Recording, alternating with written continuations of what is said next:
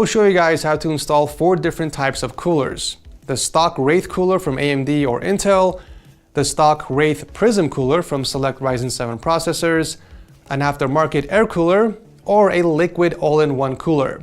But before we jump into that section, I'll show you guys how to apply thermal paste if you need it for your build. You can easily check this, by the way, by simply looking underneath your cooler or your pump if you're using an AIO. If you see any type of gray compound, then it means it's already applied for you, and we don't need to add any extra paste. Simply remove the cap of your thermal paste, which is always provided in the box of the CPU cooler that you have purchased. Next, bring the tip as close as possible to the surface of your CPU while holding it at an angle and begin to gently squeeze out the guts. I always prefer drawing a line on the top of the CPU and using a small spatula or a flat object to spread the paste. I like doing this because it gives me peace of mind that the entire CPU face is covered. But if you don't have a spatula, it's completely fine. You can just do a bunch of tiny dots spaced out evenly, which is just as effective. In the event that you need to clean the thermal paste off the CPU or the cooler, just use 99% isopropyl alcohol. Dab a little bit of it on one side of a folded paper towel and begin wiping the surface clean. Feel free to use as many as you need to clean all the paste off the surface completely. Okay, we're installing a stock cooler. It doesn't matter if it's from AMD or Intel, the process is exactly the same. Start off by removing the cooler from the box, making sure not to touch the bottom because that is where the thermal paste is applied. Figure out the orientation that you want to install the cooler. You only have 2 options for AMD, and they are both vertical. If you position the AMD logo on the right side, make sure that it doesn't interfere with the memory sticks. If the memory sticks are too tall, then you have to rotate the cooler to the other way around so that the logo doesn't interfere with them. Now that we have figured out the orientation, go ahead and remove the 2 black plastic brackets if you're installing on the AM5 socket. And make sure to keep these in the motherboard box because they might be useful in the future. If you're using an older Intel motherboard, you don't have to remove the brackets because it doesn't have any. Grab your Intel or AMD cooler and gently lower it down while aligning the 4 screws with the 4 holes on the motherboard. And once the cooler is sitting on top of the CPU, begin to slowly tighten each screw in a crisscross pattern. Do not fully tighten each one of them just yet. Start from the top left and do a single hand turn and move on to the bottom right and do the same thing. Then move to the top right and then the bottom left, and rinse and repeat until all 4 screws are fully tightened. Feel free to grab and tug on the cooler gently to make sure it's completely tightened. Grab the cable coming out of the cooler and plug this into the CPU fan header on the motherboard, which is often located on the top right side. You can easily determine which one to plug in because it's labeled CPU-fan next to the 4 pins that you need to plug into. Okay, so we're installing the stock Wraith Prism cooler from AMD. This is extremely easy to do because the brackets are already pre-installed on all AMD motherboards, regardless if you're using the AM4 or the new AM5 socket. Start by removing the cooler from the box and the plastic covers and make sure not to touch the bottom of the cooler because that is where the thermal paste is applied. Let's first plug in the 2 included cables. One is for the RGB control, which has 4 small holes, and the other is for the USB header, which transfers data to the board. Begin by peeling out the rubber inserts from the side of the cooler, and then proceed to plug in both of the smaller ends of the cables into the side of the cooler. These only go in one way, so you can't mess it up. You can either install the cooler with the AMD logo facing towards the top left, or flip it upside down.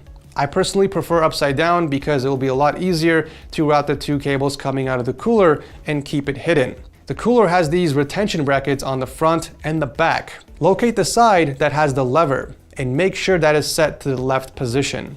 Gently lower the cooler down onto the CPU while making sure the other side without the lever goes in first and it hooks underneath the brackets on the motherboard. Then you can slide in the other hook onto the other bracket. Once both brackets are attached, lock the CPU in place by simply moving the lever to the opposite side. This will feel tight. It's completely normal. Grab the thick braided cable that looks like this and route the cable underneath the cooler and upwards towards the top of the motherboard. Locate the CPU fan header, which is usually located on the top right side, and it's often labeled CPU_fan. Slide it in the 4-pin header. Next, grab the other two small cables and run it behind the motherboard and out from the bottom.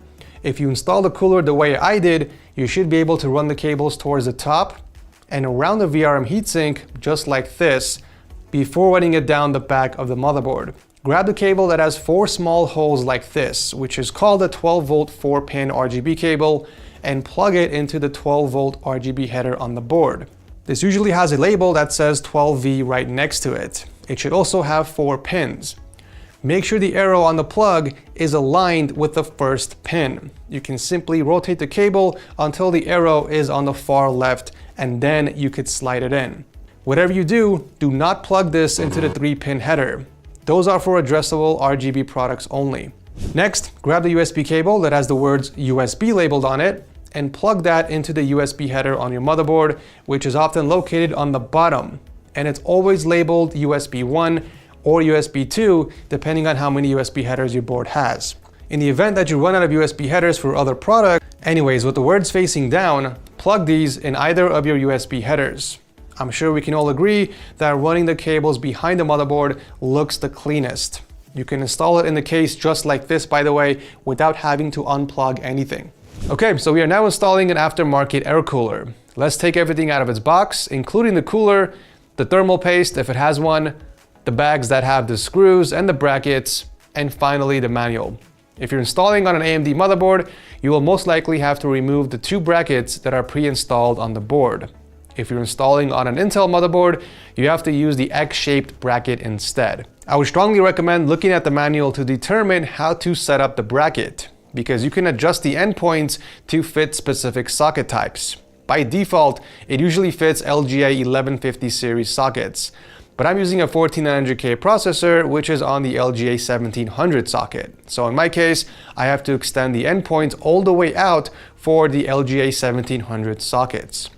Afterwards, you can peel off the cover on the adhesive tape if yours have one and flip your motherboard over. We are simply going to align the X bracket with the 4 holes and insert it in.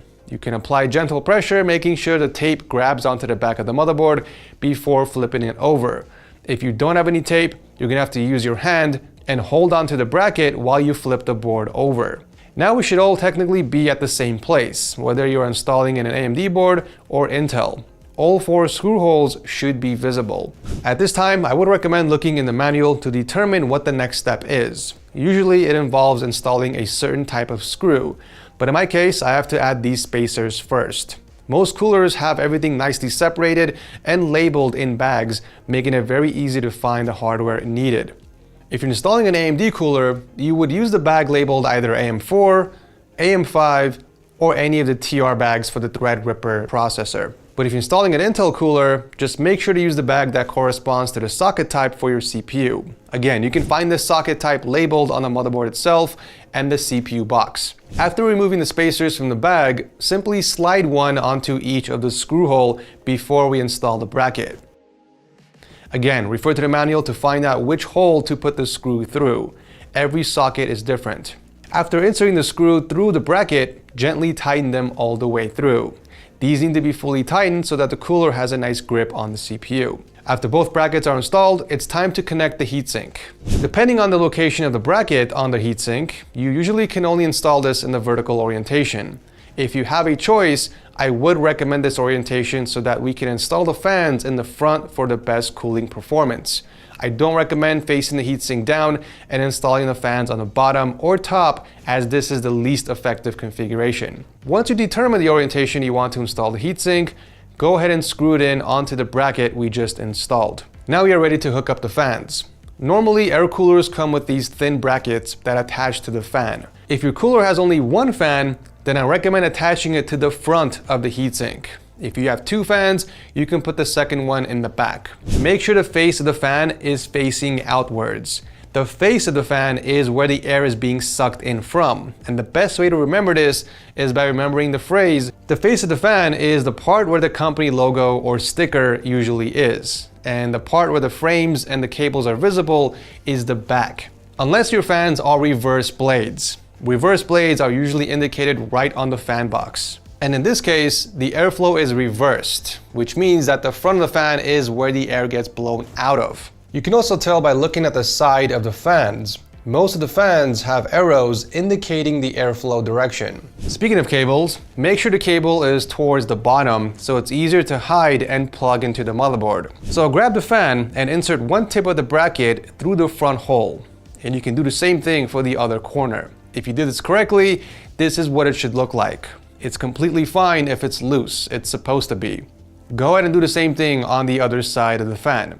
With both brackets installed, lower the fan in front of the heatsink and pull on the bracket until the small part sits on the heatsink fins.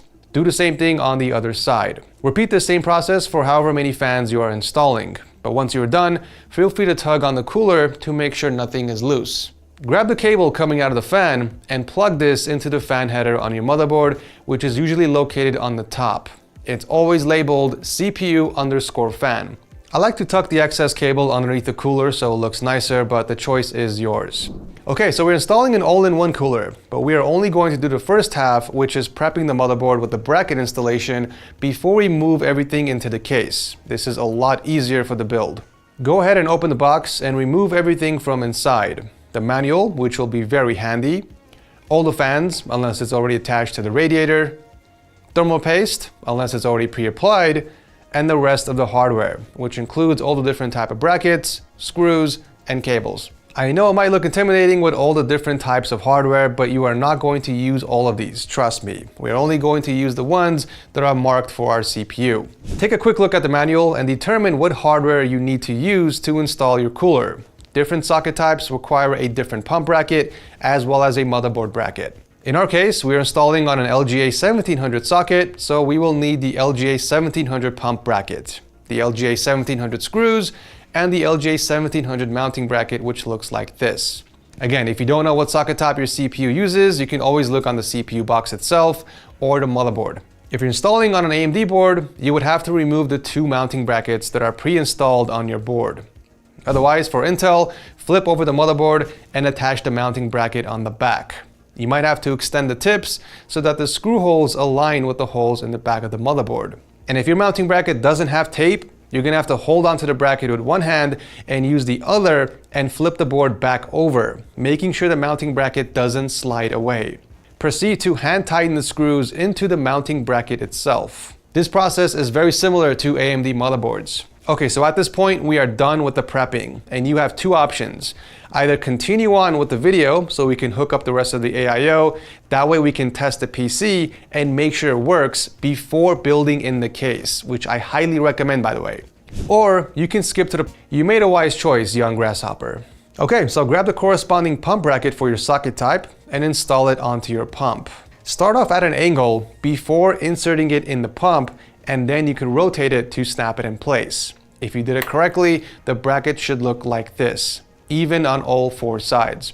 Now let's put the cooler aside and connect the fans. If your fans are magnetic, simply attach them together and plug in the magnetic cable adapter from the end. If they're not magnetic, you can just simply lay them on the radiator. Do not tighten them with the screws because it's not needed right now. Most AIOs have a way to connect the radiator to the fans. In this case, we have two cables to plug in. One is a CPU fan header, and the other is for the RGB. But yours may vary, so please refer to your manual to learn how to connect your AIO.